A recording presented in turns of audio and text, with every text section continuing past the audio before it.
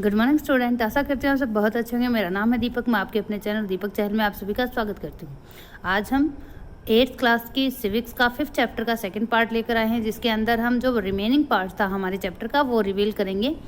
सबसे पहले हम देखते हैं what are the different branches of the legal system, की जो लीगल सिस्टम है उसकी डिफरेंट ब्रांचेज कौन सी होती हैं। The above case of the dowry death fall within what is considerable a crime against society। जो हमने अभी तक डोरी केस देखा था जिसके अंदर सुधा की डेथ हो जाती है, वो क्या कंसिडर किया जाएगा, वो एक क्राइम कंसिडर किया जाएगा सोसाइटी के अगेंस्ट जो क्राइम होते हैं वो। And it is a violation of criminal law, और ये एक क्रिमिनल लॉ के अंदर हमें कंसिडर कर सकते हैं। In addition of a criminal law the legal system also deal with the civil law cases. Criminal law के अलावा हमारे जो जुडिशरी सिस्टम है इसमें सिविल लॉ भी होते हैं जिसके साथ डील करना होता है। You read in chapter 4 of how a new civil law was passed. अब हम लोगों ने चैप्टर 4 के अंदर देखा था कि किस तरह का एक सिविल लॉ पास किया गया था 2006 के अंदर to protect women against domestic violence. औरतों को डोमेस्टिक वायलेंस से बचाने के लिए Look at the following table and understand some of the significant difference between criminal and civil law। जो नीचे टेबल दी गई है उसको देखो और समझने की कोशिश करो कि क्या डिफरेंट होता है सिविल लॉ और क्रिमिनल लॉ में। तो यहाँ पर मैं बेसिकली ब्रॉडली बता देती हूँ कि सिविल लॉ क्या होता है और क्रिमिनल लॉ क्या होता है। सिविल लॉ वो होता है जिसमें आप किसी के अगेंस्ट जो काम करते हो उसके अंदर आपको सज़ा मिलती है, लेकिन जो सिविल लॉ होते हैं उनके अंदर आपको कंपनसेशन मिलता है सिर्फ, इसमें आपको सज़ा का प्रावधान नहीं होता। ये बेसिकली जो लेन देन या मनी से संबंधित मामले होते हैं उसमें सिविल लॉ को अप्लाई किया जाता है, और जो क्रिमिनल लॉ होते हैं जैसे किसी को अब्यूज़ करना है या किसी डोरी मर्डर, इन चीज़ों के लिए हमें क्रिमिनल लॉ का सहारा लेना पड़ता है। तो आगे हम देखते हैं, does everyone has access to the court. क्या सभी जो सिटीजन हैं उनकी एक्सेस कोर्ट तक है। इन प्रिंसिपल अगर हम सैद्धांतिक रूप से देखें, ऑल सिटीजन ऑफ इंडिया के सारे citizen can access to the court in this country. हमारे कंट्री के अंदर सभी की एक्सेस कोर्ट तक है। This imply that every citizen had the right to justice through the court. इसका मतलब ये है कि जो सारे के सारे सिटीजन हैं उनको राइट है जस्टिस का, वो कोर्ट के थ्रू इसको ले सकते हैं। एज यू रीड अर्लियर, जैसा कि आप पहले पढ़ चुके हो, the courts play a very significant role to in protection our fundamental rights. हमारे जो फंडामेंटल राइट हैं उनकी प्रोटेक्शन के लिए कोर्ट एक सिग्निफिकेंट रोल प्ले करता है। If any citizen believe that their right are being violated, अगर किसी सिटीजन को लगे कि उसके राइट का वायलेशन हो रहा है, then they can approach the court for justice to be done. वो कोर्ट में जा सकते हैं ताकि उन्हें जस्टिस मिल सके।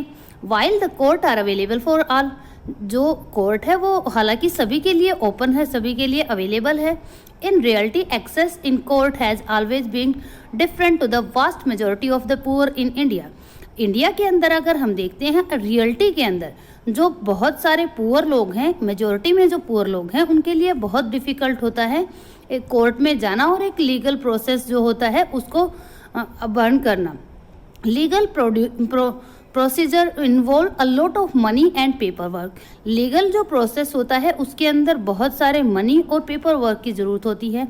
As well as take up a lot of time, और उसके साथ साथ बहुत ज़्यादा टाइम लग जाता है। फॉर अ पुअर पीपल, एक गरीब पीपल के लिए, who can't read and those family depend on the daily veg, जो पढ़ नहीं सकते और जिनकी फैमिली डेली वेज के आधार पर चलती है, मतलब जो हर रोज़ वो कमा के लेके आते हैं उसी से उसकी फैमिली का भरण पोषण होता है, तो वो बार बार कोर्ट्स के चक्कर नहीं काट सकता। अपनी फैमिली को पालना वो ज़्यादा बेटर समझता है। The idea is going to court to get justice often seems remote.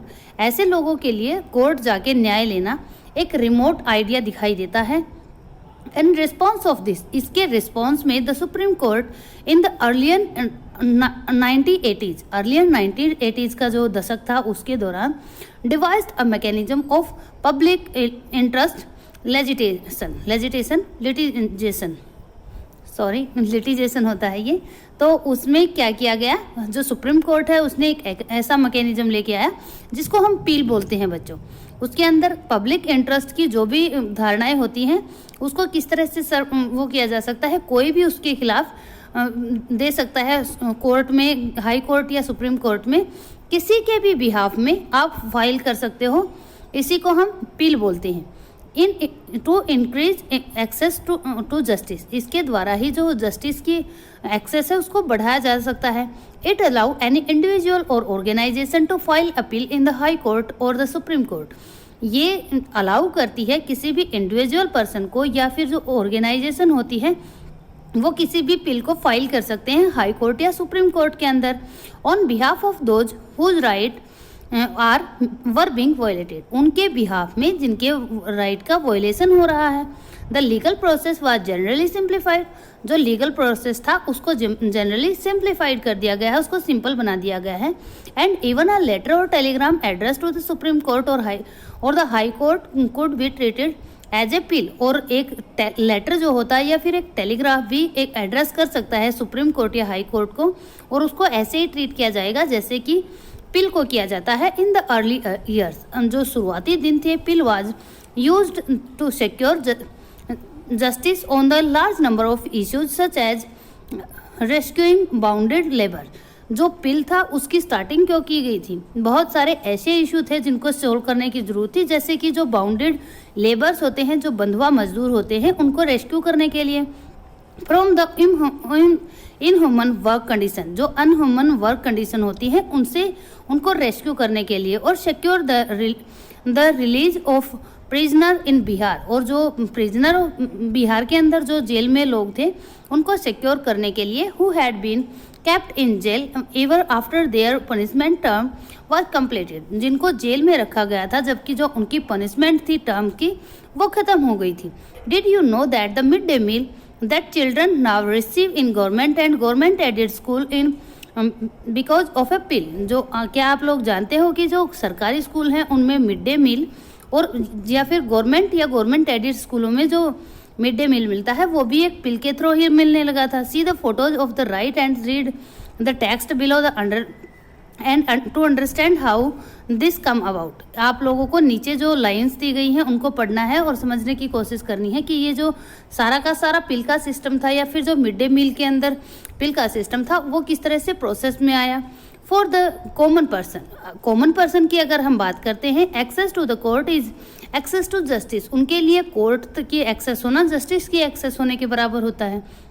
The court exercise a crucial role in interpreting the fundamental rights of citizen, जो कोर्ट है वो एक इम्पोर्टेंट रोल प्ले करता है जब हम फंडामेंटल राइट्स के interpretation की बात करते हैं, सिविलाइजेशन जो सिटीजन्स हैं उनके, एज यू सा इन द अबो केस, और जैसा कि आप पहले अबो जो केस थे उनके अंदर देख चुके हो। The courts interpreted article 21, court ने आर्टिकल 21 के अंदर ऑफ द कॉन्स्टिट्यूशन, जो हमारे कॉन्स्टिट्यूशन के अंदर है, on the right of life is to include the right of food, उसमें राइट ऑफ लाइफ में राइट ऑफ फूड को भी इंक्लूड किया हुआ है। They therefore order the state to take certain step to provide food for all including the mid day meal scheme. उसने जो supreme court है उसने स्टेट्स को ऑर्डर दिया कि आपको ऐसी स्टेप लेनी है जिससे आप हर किसी को फूड प्रोवाइड कर सको। उसी के तहत क्या चलाई गई है, मिड डे मील की स्कीम चलाई गई है। However there are also court judgment that people believe work against the best interest of the common person. हालांकि जो कोर्ट की जजमेंट होती हैं वो लोग बिलीव करते हैं कि ये कई बार लोगों के इंटरेस्ट के खिलाफ भी काम कर सकती है। फॉर एग्जाम्पल के लिए हम देखते हैं, activist who work on issue concern the right of the shelter, जो काम कर रहे थे किस इश्यू पर, लोगों के शेल्टर का जो इश्यू है उनके ऊपर, and housing for the poor believe that the recent judgment of eviction, जो रिसेंट जजमेंट आई थी एविक्शन की, एविक्शन का मतलब जो झुग्गी झोपड़ियों में लोग रहते हैं उनके लिए जो वर्डिक्ट आया था उसको किस तरह से ट्रीट किया जा रहा है। Are a far cry from earlier judgment, वो पहले जो जजमेंट आई थी उससे बहुत दूर है, मतलब वो उन दोनों के अंदर बहुत भेद मिलता है। While recent judgement tend to receive the slum dweller as the encroacher in the society. जो अभी रिसेंट जजमेंट आई है उसके थ्रू जो स्लम ड्वेलर्स होते हैं, स्लम में रहने वाले होते हैं, उनको ऐसे देखा गया है जैसे ये कि बाहर से आए हुए कोई लोग हैं। अर्लियर जजमेंट, लेकिन जो अर्लियर जजमेंट थी लाइक इन 1985, जो 1985 में दी गई थी, Olga Tellis versus Bombay municipal corporation, जो ओल्गा टेलीज और बॉम्बे वर्सेस जो म्यूनिसिपल कॉरपोरेशन है उनके बीच में थी, has try to protect the livelihood the slum dwellers. उन्होंने प्रोटेक्ट करने की कोशिश की थी जो लिवलीहुड, जो स्लम ड्वेलर्स के लिवलीहुड होते हैं उनको। तो आगे हम देखते हैं another issue that affect the common person access to the justice is the inordinary long number of year। जो दूसरी इशू है इस जो कॉमन पर्सन के लिए होता है कोर्ट के अंदर, वो ये होता है कि जो फैसला आता है, जो वर्डिक्ट आता है, उसमें नंबर्स ऑफ ईयर्स लग जाते हैं that court take to hear case. एक केस को सुनने के लिए बहुत सारे साल गुजर जाते हैं। द फ्रेज, जो कहावत भी है, justice delay is justice deny, जो लेट आया हुआ जस्टिस होता है वो तो ना आए जस्टिस होए के बराबर ही होता है।